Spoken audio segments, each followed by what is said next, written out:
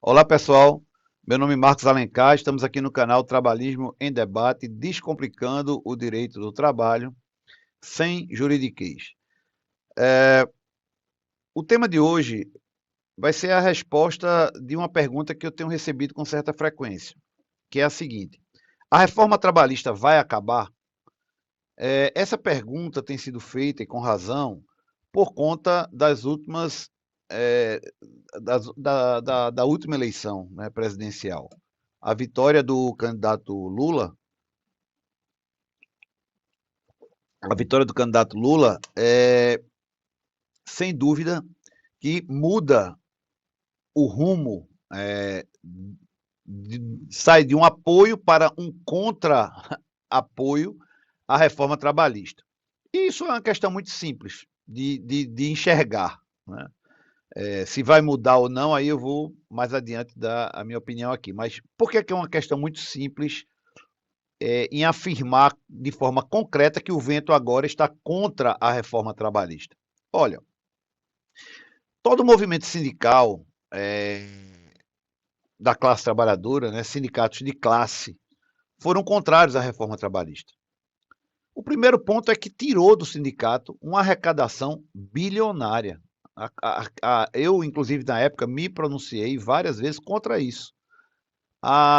Por que fui contra? Porque eu digo, se a reforma trabalhista vem favorecendo, privilegiando o direito coletivo, o direito negociado acima do direito legislado, óbvio que não pode desmontar os sindicatos. E quando eu falei sindicatos, eu falei sindicato patronal e falei sindicato também dos empregados, sindicato de classe. Mas voltando ao tema aqui, é o seguinte: os sindicatos apoiaram Lula, apoiaram a candidatura do Luiz Inácio Lula da Silva e ele foi vencedor no certame. Então, os sindicatos ganharam a eleição. Eu não estou aqui querendo dizer que todo empregador votou no Bolsonaro, não é isso. Mas as entidades, as categorias patronais não apoiavam claramente, pode ser até que de forma transversa, o candidato eleito Lula, né? O presidente eleito. Mas o que a gente percebe é que existe aí sim uma polarização. Os empregados, através das suas entidades, apostaram na candidatura do Lula. E os empregadores apostaram na candidatura do Bolsonaro. Lula, ao ganhar a eleição, ele começa a ter uma dívida. Ele tem uma dívida de gratidão, até, de apoio, né? Tem que devolver esse apoio, que ninguém apoia ninguém de graça, é, é, é, exercendo, entregando condições para que essa reforma seja modificada. Isso é óbvio. Por quê? Porque é o maior pleito dos sindicatos. Se alguém tiver aí o tempo de ler as publicações dos sindicatos de classe, dos sindicatos dos trabalhadores, verá com clareza que desde o primeiro momento a reforma trabalhista ela vem sendo criticada. Eu sou um defensor da reforma trabalhista, inclusive pelos números. Estamos com a menor taxa de desemprego desde 2014 e essa taxa está caindo. E temos também aumento da renda. Então, eu sou um defensor da reforma trabalhista, eu entendo que sem a reforma trabalhista a pandemia tenha causado um estrago muito maior. Mas, em síntese, a pergunta: a reforma trabalhista vai acabar? Olha, pode ser que alguns direitos, né, conquistados na reforma eles deixem de existir. Primeiro, essa questão da linha de financiamento dos sindicatos. Óbvio que os sindicatos agora vão bater primeiro nessa porta. Eles querem que tenha uma fonte de renda, né?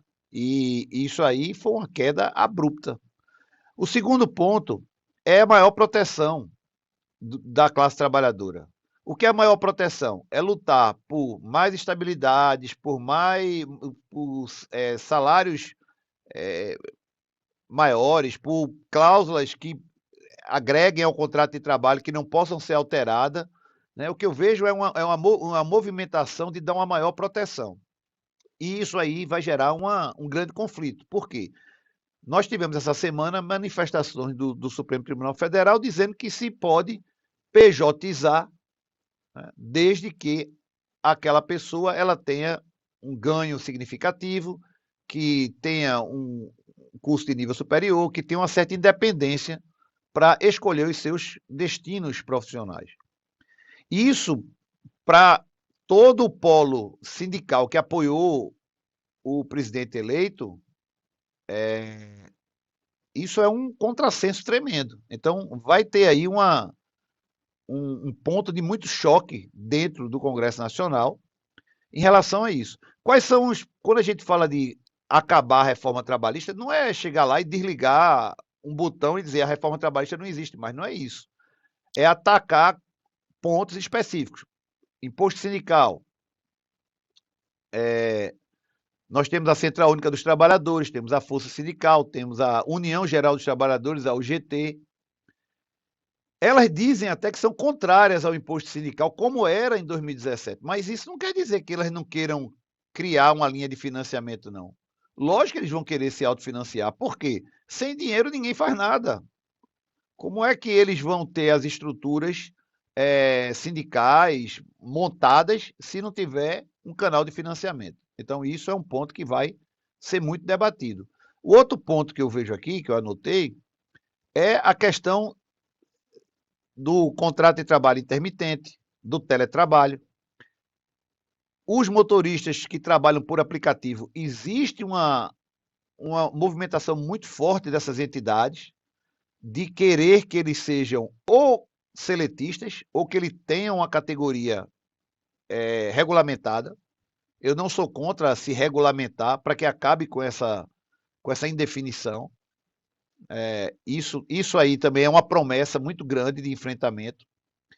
Na questão da justiça do trabalho, vai se consolidar a gratuidade da justiça. Estão buscando voltar à gratuidade da justiça, quer dizer, você pode entrar com uma reclamação e você não corre o risco de pagar nem custas nem honorários, basta se declarar pobre na forma da lei.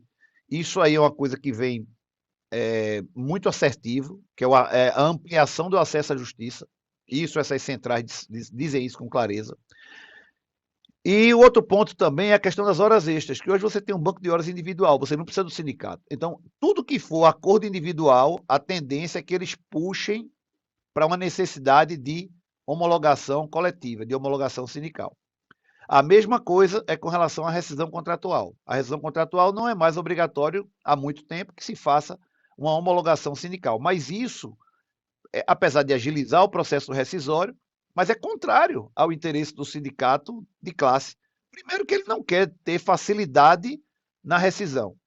E segundo, que ele quer ter o controle naquele ponto de afastamento do empregado do seu trabalho. Ele quer ter um contato do tipo revisar a rescisão, fazer perguntas se durante o contrato as horas extras foram pagas, se as férias foram concedidas da forma correta, se os feriados foram concedidos, os intervalos e por aí vai. Então, assim, sem dúvida que a minha perspectiva é de que a reforma trabalhista ela vai sofrer um abalo, mas nós não temos como precisar como será esse abalo.